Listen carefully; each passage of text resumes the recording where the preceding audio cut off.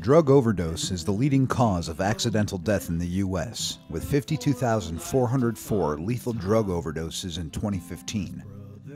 Opioid addiction is driving this epidemic, with 20,101 overdose deaths related to prescription pain relievers and nearly 13,000 overdose deaths related to heroin in 2015.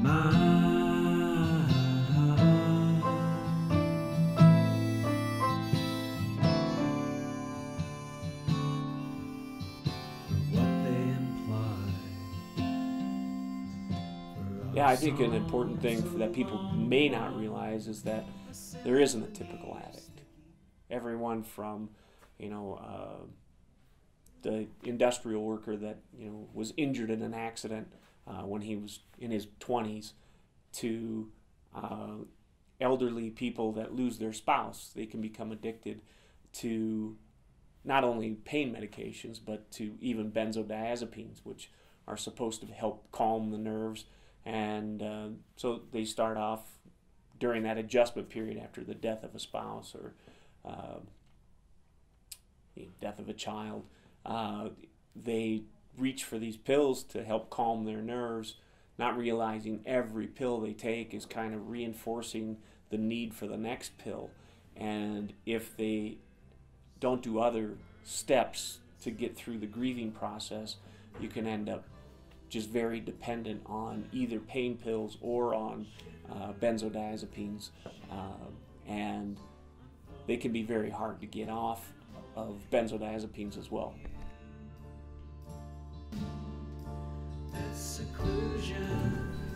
I think prescription drug abuse has always been around.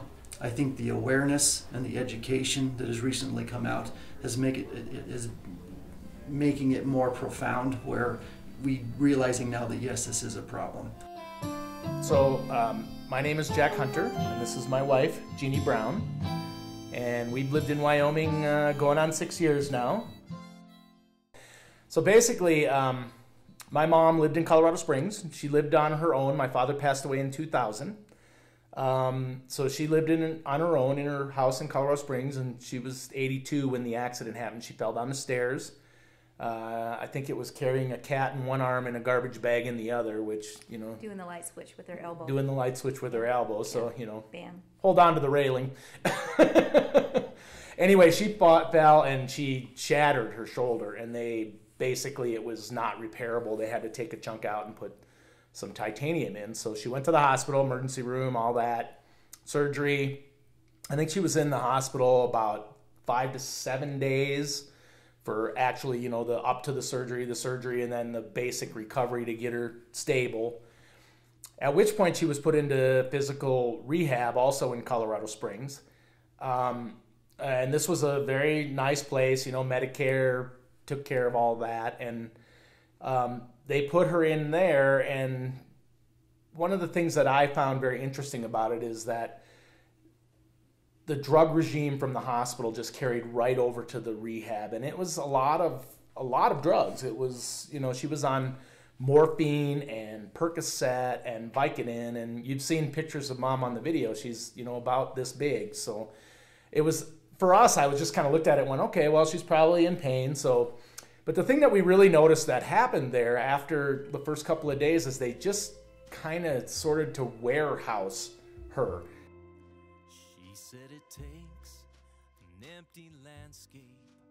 Well, I'm 92. I'm Virginia Hunter. I'm living with my son for a past year. Before that, I lived in Colorado Springs, where all this took place. And I had fallen 4 steps down into my sunroom and shattered my shoulder. So they took me to the hospital, and they asked me if I wanted surgery because I wouldn't be able to raise my arm if I didn't. So I decided on the surgery, and the pain was so bad, it was like I almost threw up. It was so bad, I couldn't stand it. So they immediately gave me opium, I think, and did the work on my shoulder, And the doctor was a wonderful doctor. He did a wonderful job on my shoulder. But after being in intensive care and that, and in the hospital for 4 days, they sent me to rehab.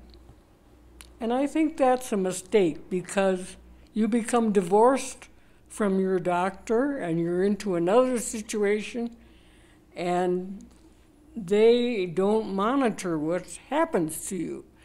I was only like 100 pounds and 92 years old, a virgin drug taker, and never had taken drugs, so I had no idea what the effects were, and no one educated me on it at all. They put me on opium, Percocet, and Vicodin, all 3 drugs, twice a day, and they would ask me if I was in pain from 1 to 10.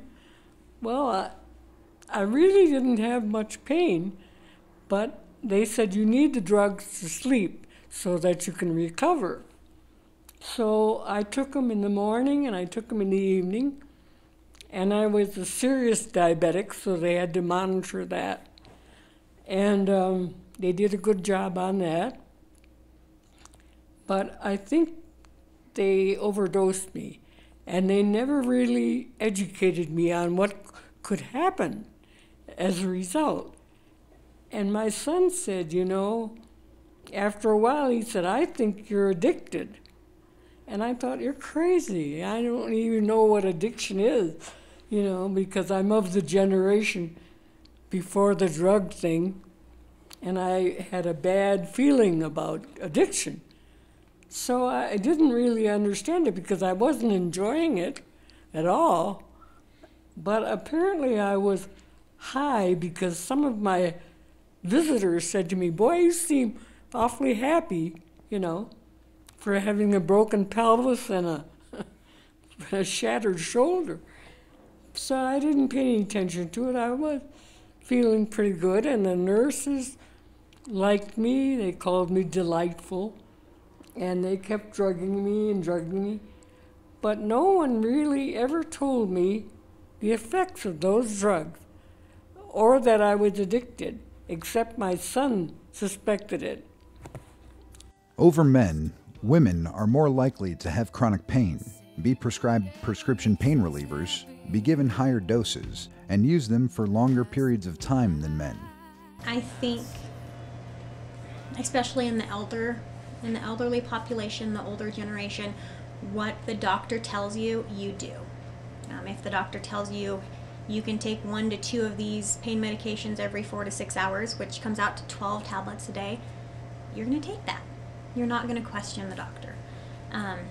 Plus, I mean, these medications have been around since the 18th century? They've been around a long time.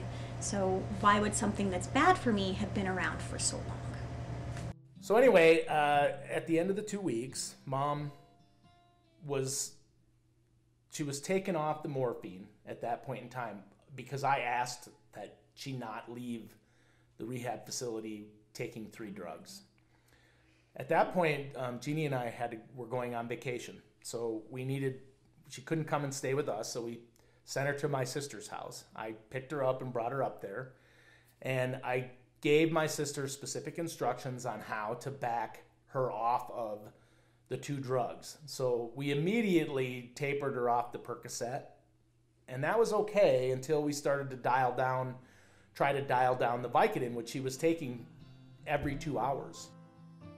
I was there for 2 weeks, and then they discharged me to my son, and he took me to my sister's because he had to leave for Wyoming. And I stayed there, and he told her, you better start withdrawing, Mom. But she didn't speak the word withdrawal. I didn't know what that was. And so she just quit giving me the drug.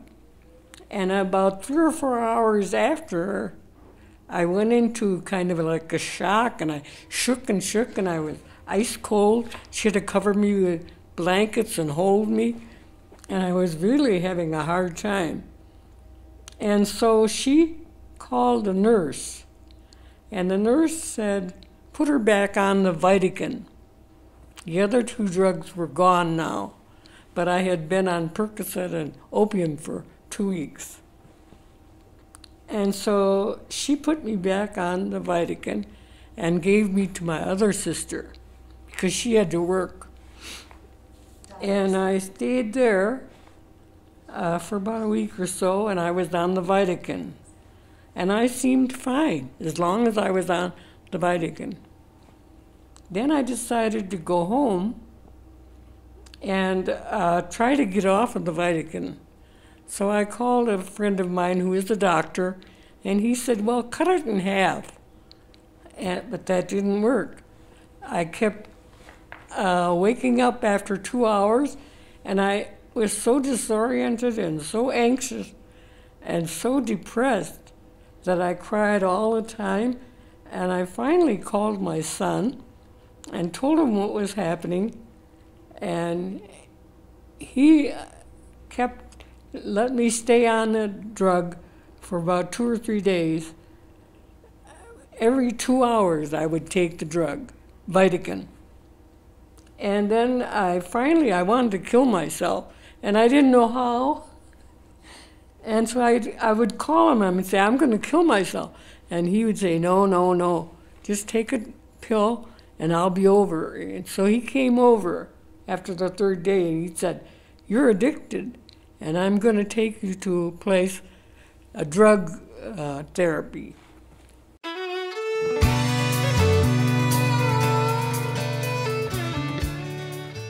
The admission rate for substance use disorder treatment in 2009 was 6 times what it was a decade earlier. Deep in the darkest canyon. You asked me about what, the low point was, and it was, it was the day that I told Mom she was going to rehab. I had kind of alluded to her earlier on, a few days before, that was the direction we were going when I told you I would just put her back on the regular dose and just to keep her from doing something bad. But when we came over and actually got her, she was physically in my face yelling at me, saying, she's not addicted, she doesn't need to do this, she's perfectly fine, she's going to be in her house. And I had to tell her, you've been calling me for 3 or 4 days straight telling me you're going to kill yourself. I can't not do something about that, right? So as much as you hate me, you're getting in the car and this is where you're going, right? And so that was that. But, it's again, like I told you, that was a low point for her, and certainly it was uncomfortable for me, but I am one of those kind of people where it is just, we are going to solve the problem. And the rest of it be damned, right? So we'll pick up the mess later. You gotta think about where you want to head with this. Yep. And you knew you needed to get her. I used to have an old boss. He used to say, bias to action will clean up the mess tomorrow. So go do something, and if we make a mess, we'll fix that. But we got to do something. The overdose death rate in 2008 was nearly 4 times that from 1999.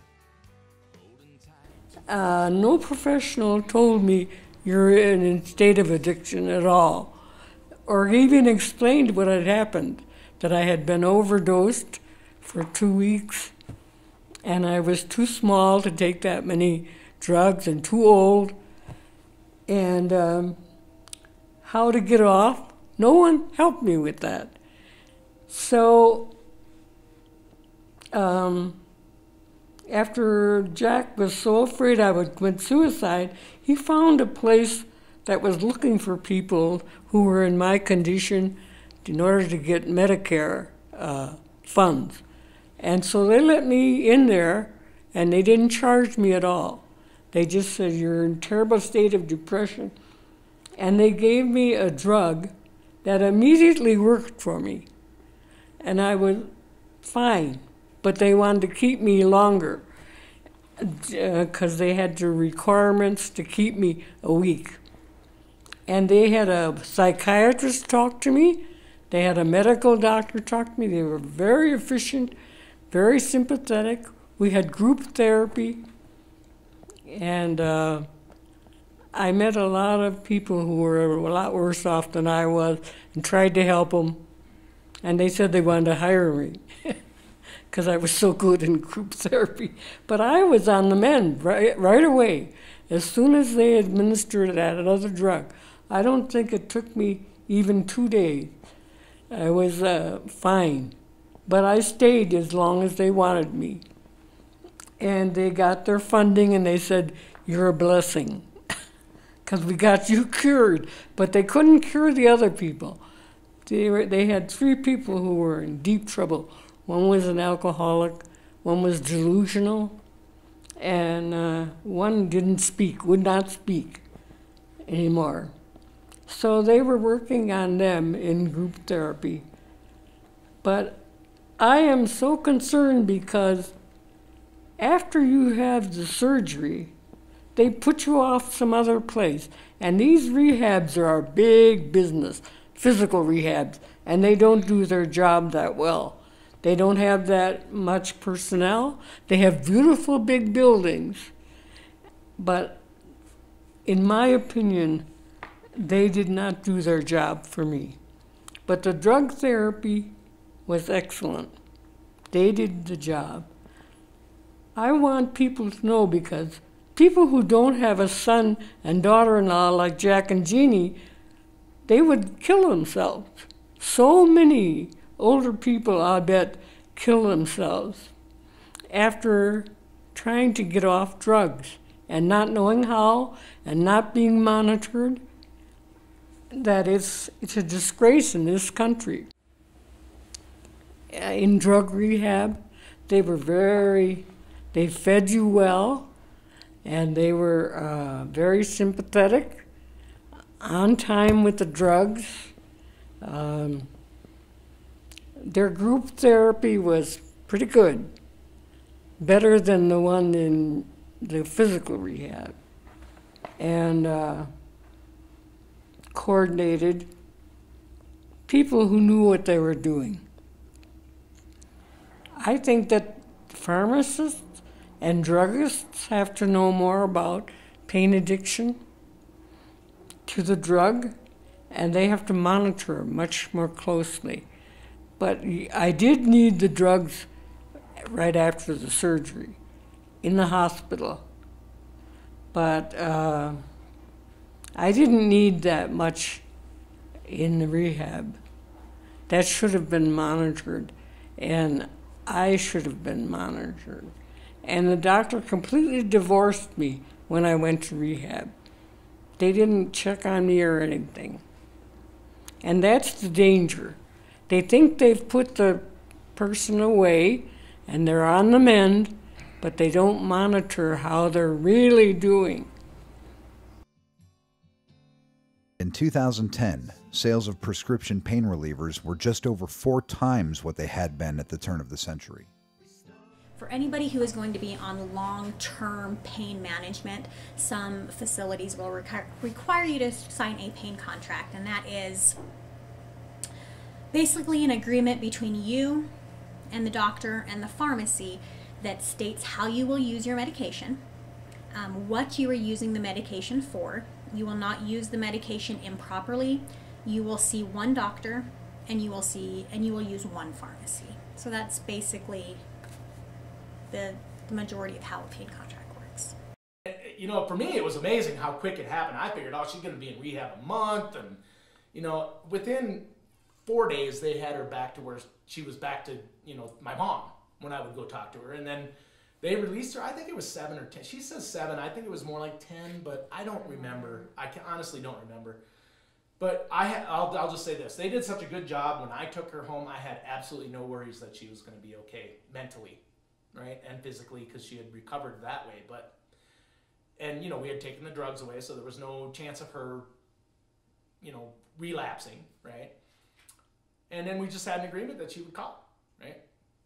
So if there was a problem, then we would deal with it. And I think she realized after the 3rd or 4th day, the rehab thing wasn't so bad, right?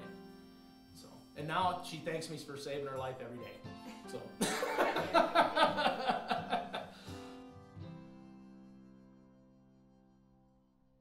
I think that we have to start treating and looking at abuse and addiction as a disease and getting these people treatment, access to treatment. I mean, being such a rural state, that's hard. I think if you're taking pain medications, you're on a pain contract, part of the pain contract should include that you're required to do therapy and counseling sessions.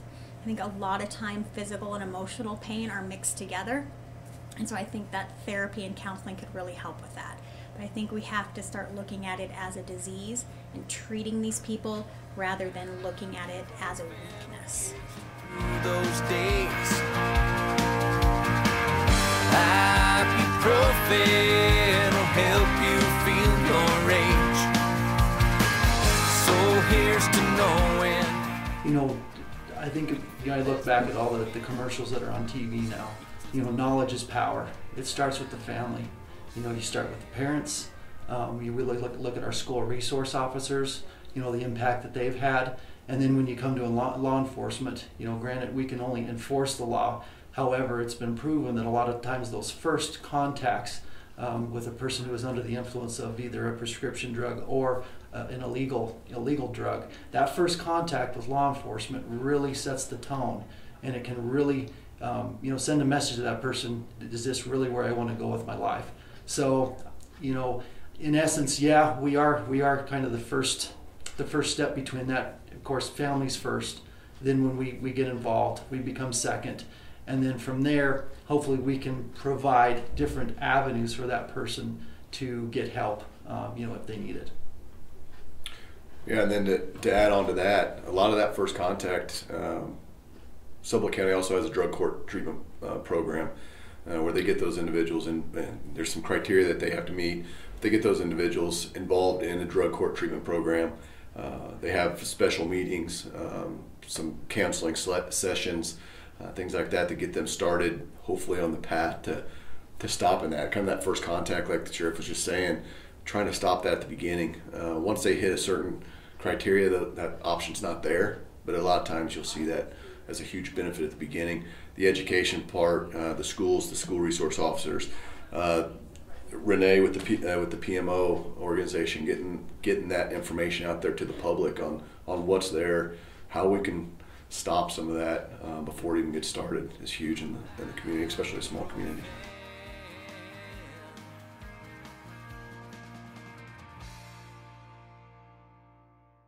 The prescription rates for opioids among adolescents and young adults nearly doubled from 1994 to 2007. So by the age of 16, I had already had learned the mindset of looking at this jump. Okay, I'm gonna hit it, I'm gonna go big, I'm gonna do the biggest rodeo I can pull off of it. If I land it, awesome, I get a video shot, cool. If I don't land it, this is big enough that I'm gonna end up breaking something and I'm gonna get painkillers out of it. So it was a win-win. My fiance realized that it was gonna take my life. She contacted my doctor and asked him to stop prescribing me the medication, and told him that I was going to end up killing myself, that I was abusing the fentanyl. And he agreed that yes, I was going to end up killing myself, and kept prescribing me the medication. And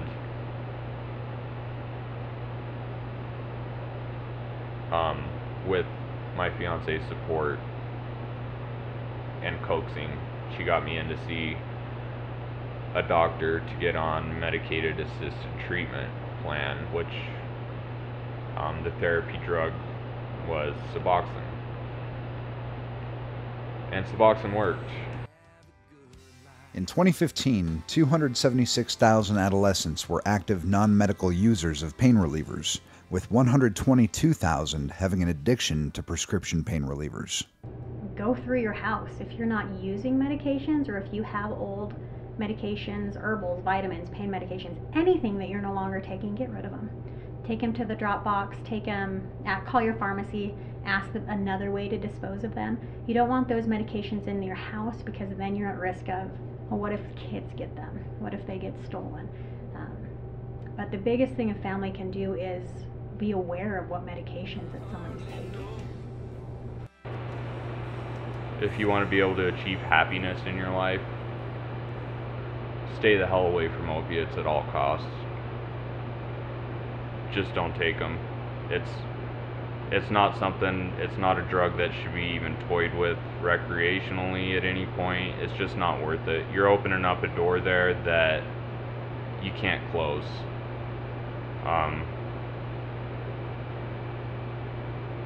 There's a lot of drugs out there that are really, really bad and wreak havoc and destroy lives, and prescription painkillers is one of the worst ones, opiates in general, because of the nature of the physical dependency that comes with it. You become psychologically dependent or psychologically addicted to the high, but the physical dependency is where it doesn't matter how much willpower you have, that ain't gonna be enough. It's just not worth going there. If you have to take them, absolutely have to take them because you've broken yourself so severely that it's a must, then it needs to be closely supervised by someone that can be responsible and caring enough about you to keep you from destroying your life with it.